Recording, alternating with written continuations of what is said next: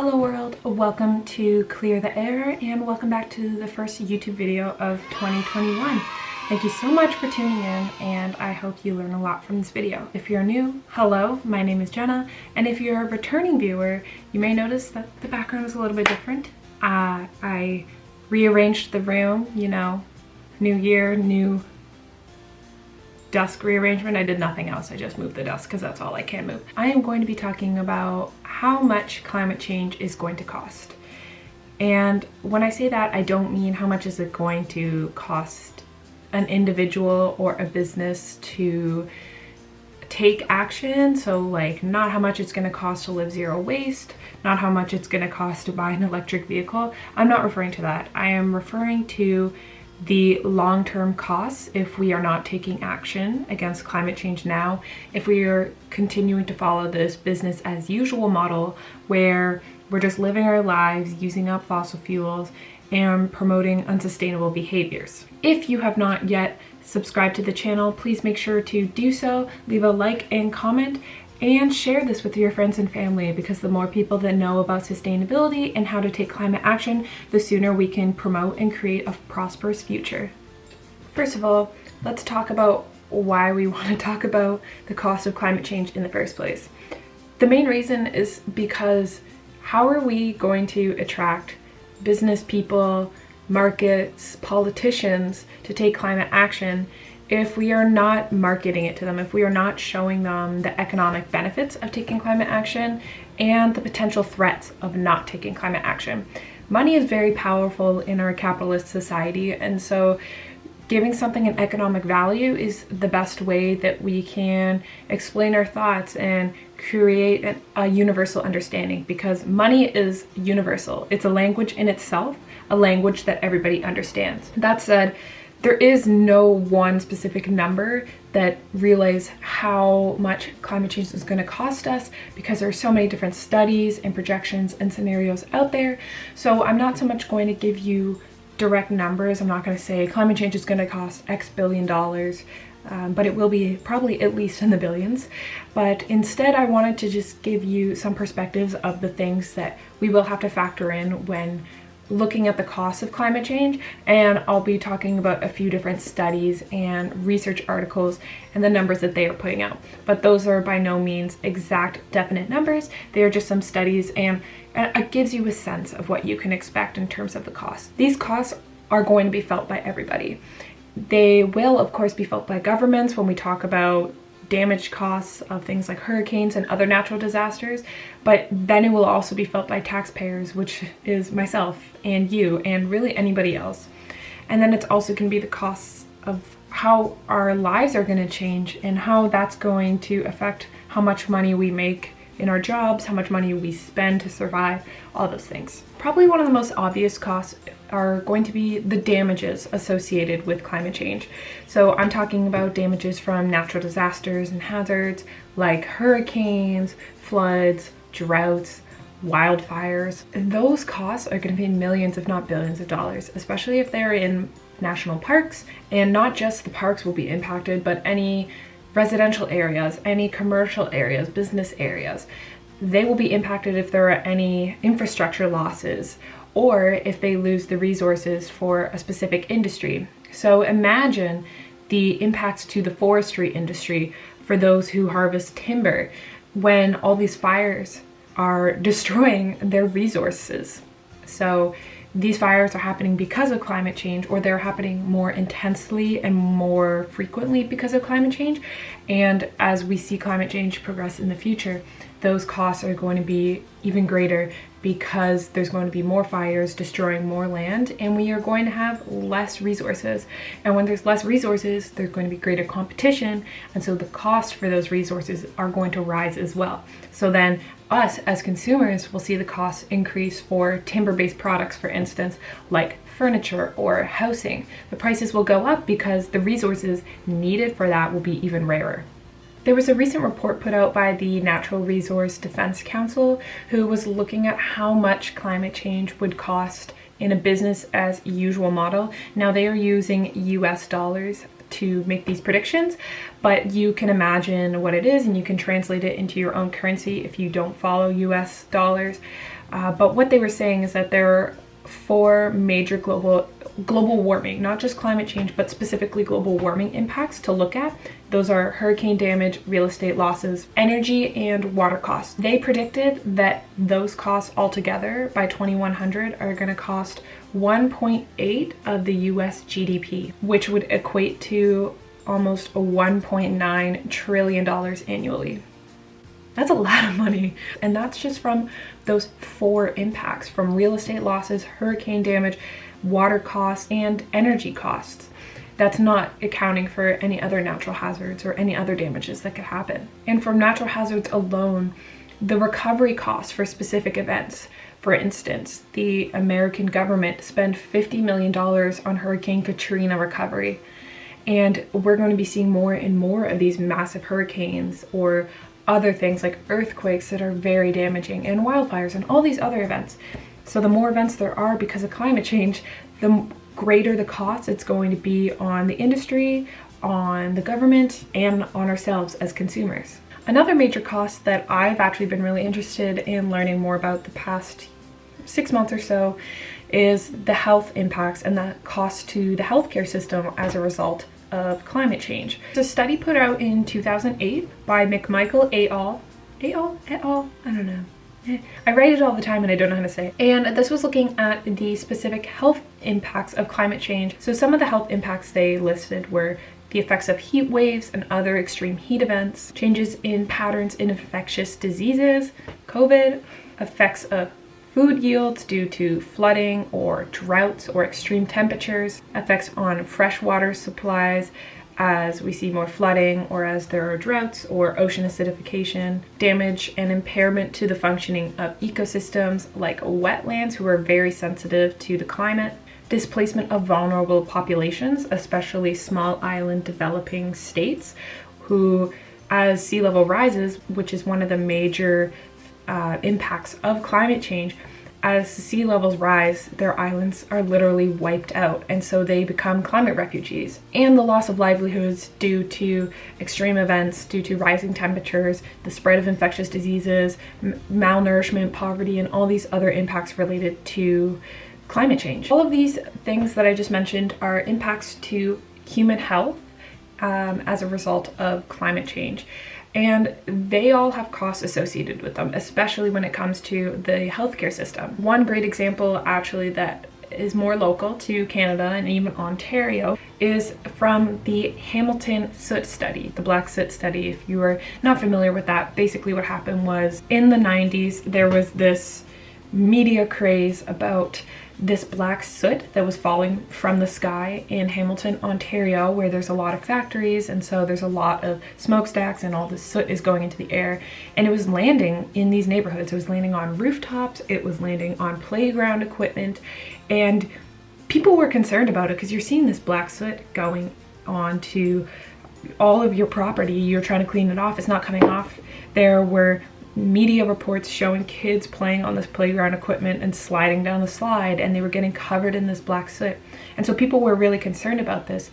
Now a study was done and they actually didn't find the significant health concerns that people in the community were worried about, but the fact is there was still a great mental health toll for the parents, for the community members who were worried that their health was being impacted by this soot that was covering their community. What that relates to is air pollution and the impacts of air pollution on health. In my geography of health course, we talked about the impacts of air pollution on health. Air quality is a direct indicator of respiratory disease. It can contribute to respiratory illnesses. Some studies are even linking it to respiratory related cancers. So your environment does impact your health, and especially because of climate change, which is going to make things like smog events more prominent, our physical health is seriously at risk, and the healthcare system is seriously at risk because it's going to cost the healthcare system millions, if not billions of dollars to help these people who are struggling from these health impacts as a result of climate change. Another relevant impact related to air pollution that is becoming more prominent in research studies is asthma and how our environment and how air pollution contributes to asthma. There was a study done on children in New York, and approximately 1 in 6 children had asthma. They would miss school, they would have to stay home, they would have to go to the hospital in serious asthmatic attacks, and that costs the healthcare system. They take up hospital beds, they need treatment, they need medicine. It's an impact as a result of climate change and the impacts to our air and our environment that we're living in. From that same course that I was just talking about related to geography of health, we discussed the potential impacts of health on our economy, and it was predicted that around $7 billion annually are spent on healthcare as a result of climate change. So from things like air pollution or vector-borne illnesses or other infectious diseases like COVID, which the costs are going to be astronomical for the past year plus and however long this is going to last. Are our countries going to be in debt? Probably. I'm not an economist, but I mean, like, they're pulling money out of I don't know where, and it's gonna be our generation dealing with it, but that's beside the point. Anyway, similarly, mental health is going to be impacted by climate change. For instance, like I said, the individuals who were living in Hamilton that were being impacted by the black soot, they were living in fear and frustration, and they felt like they couldn't trust their government and the researchers who were saying there's literally nothing wrong. Our studies have not found any health concerns. You don't have to worry. So there was this sense of mistrust there, and there was still this sense of fear. Families didn't want to send their children out onto the playground. You didn't want to go outside. Would you want to go outside if there was just, it looks like oil, like black soot everywhere? I don't think I would. It really throws back to some classic photos of the Industrial Revolution in London, and I'm specifically thinking of that moth study that you learn in biology. I don't know if you know what I'm talking about, where it showed how evolution or survival of the fittest works, where there's the black moth and then the white moth, and then when there was soot everywhere, the black moth survives because it blends and it hides from predators. Anyways, I would not want to be in an environment that just looks toxic like that, and I'm sure it decreases the property values a lot. So there's another cost that you have to consider. Mental health is going to be significantly impacted, and I've talked about it in my podcast episode on eco-anxiety with Erin from Behind My Mind, so I will link that in the description below if you haven't checked it out. But eco-anxiety is this sense of dread and fear of what's to come, of the unknown related to climate change and how it's going to impact our future. And especially for my generation and younger generations, where our future is so uncertain because of the impacts of climate change on our well-being, on our jobs, on food, on the housing market in the future.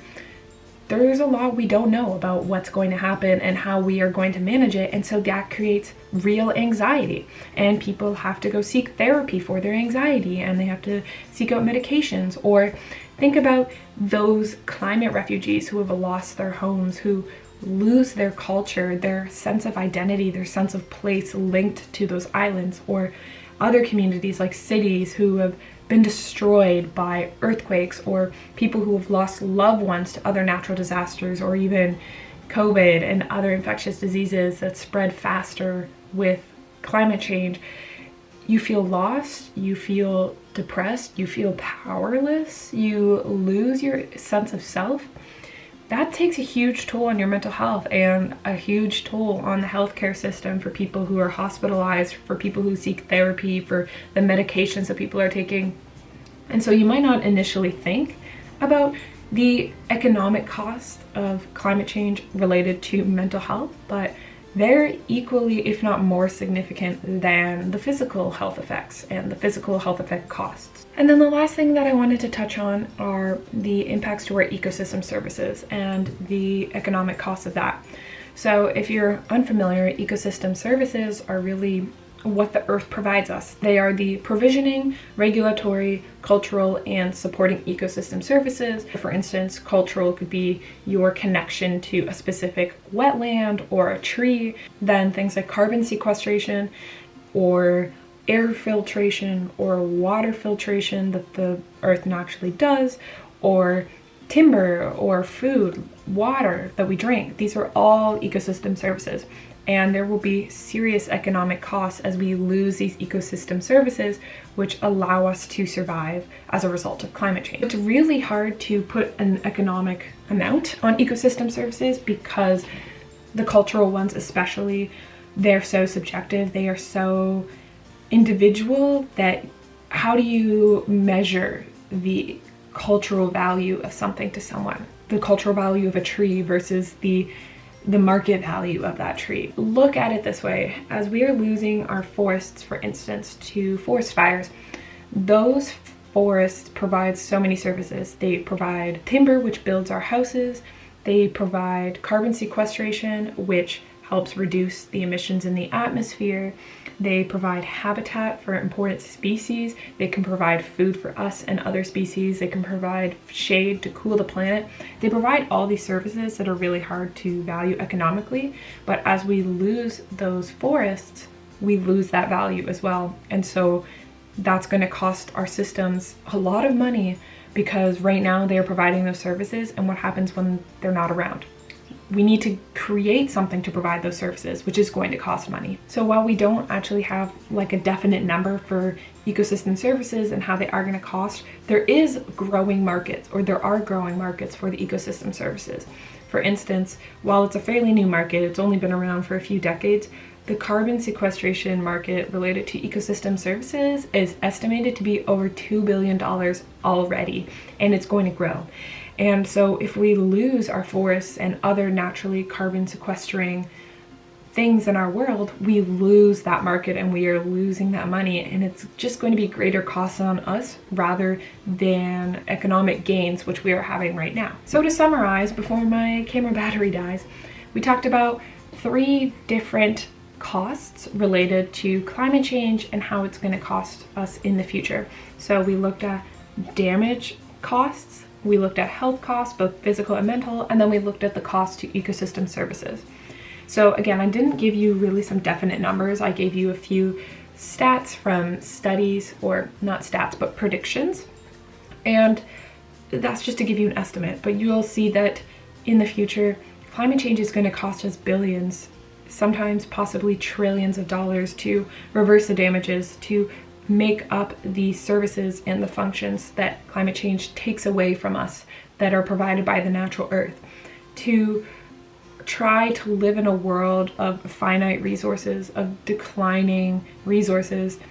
Food's going to cost more, housing is going to cost more, driving is going to cost more, especially as we lose our fossil fuel sources and we have to either increase the cost of the remaining sources or divert to new and harder to access fuel sources.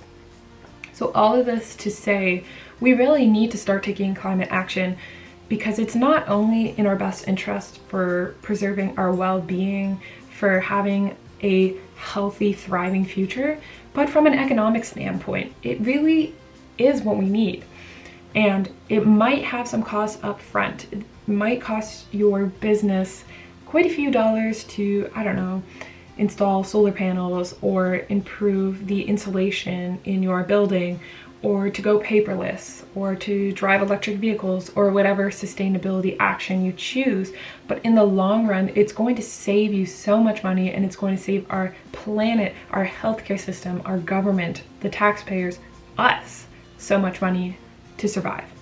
And it's going to protect our planet so we can live in this healthy, thriving, and low-cost world for future generations. So that is all for this video. I hope you have learned something. If you did learn something new, or one of the points that I brought up made you think, feel free to share in the comments below. Again, if you are not yet subscribed, make sure to subscribe and like this video and share with your friends and family, especially those people who really don't believe in climate change, or if you know somebody who is big on economics, share it with them and see what their thoughts are. I love to get any kind of feedback, both positive and negative, so that I can improve my videos for the future and really provide you with the content that you want to see.